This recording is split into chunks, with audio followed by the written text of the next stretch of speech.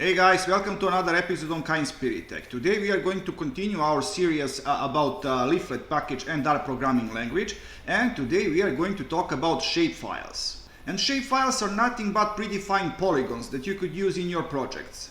And first thing that you should be worried about, these shapefiles are mostly proprietary. So before you download and use any, please read its license. And you could pretty much find all sorts of shape files for different purposes all around the internet. Just open your search engine and ask what you are looking for. And for the purpose of this tutorial, I found this GADM organization. They have a ton of different kind of shape files. And I'm going to open this data, and we are going to download spatial data by country. And for this tutorial I'm going to select my own country for the simple reason it has only 24 regions, which makes this subject easy to explain. So now I'm going to open this checkbox and find Serbia, and I'm going to download both shapefile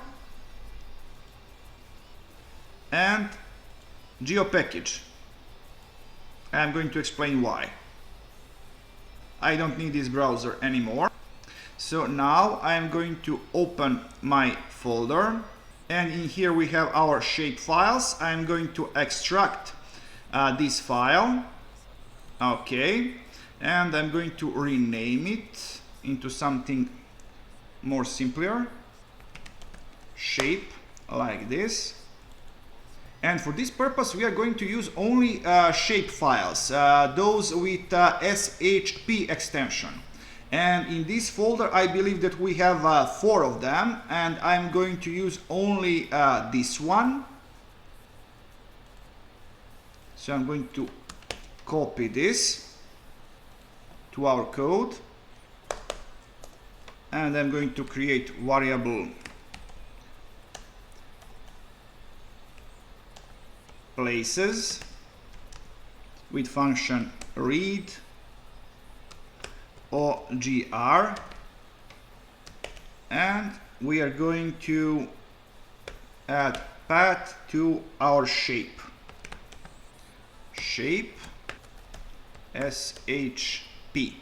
Okay, but in order for this to work we need additional packages. So library spe, library rgdel, and library terra. If you don't have these 3 installed, please do so. And now I'm going to add these polygons to our map with function add polygons, but now we are going to provide data of places, and don't forget this pipe operator. Okay, save it, run it. You are going to notice that processing these maps could take some time, but don't worry. I'm going to refresh this, and we got our Serbian regions. I'm going to change this zoom level to 7 next time. And now let me show you how to deal with these polygons.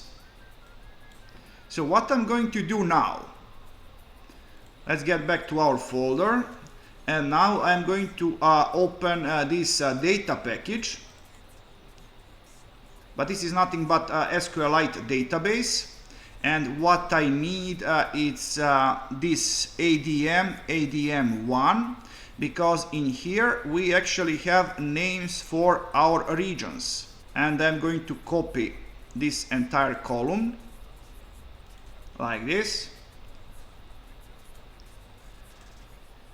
directly into our code.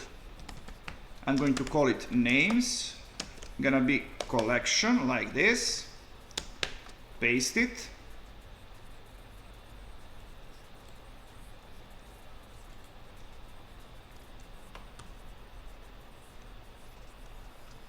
okay. Now I'm going to fast forward this part because you don't need to bother about that.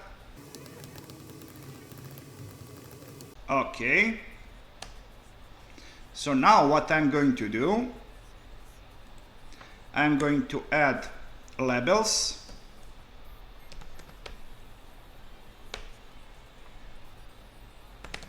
names. Save it, run it. And now you're going to see that every region it's now labeled properly, as you see. And now what is even better, instead of labels you could use also a pop-up argument, and you could style your pop-up with some CSS and HTML. But now I'm going to do something else. You see, we have 24 different regions, and now I'm going to add a different color for every single one of them. And for that purpose I already have some colors in this file. I'm going to copy that, some custom colors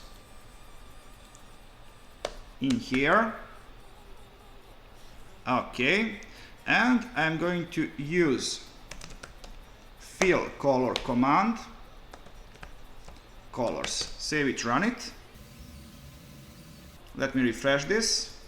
And now every single region is colored in different color.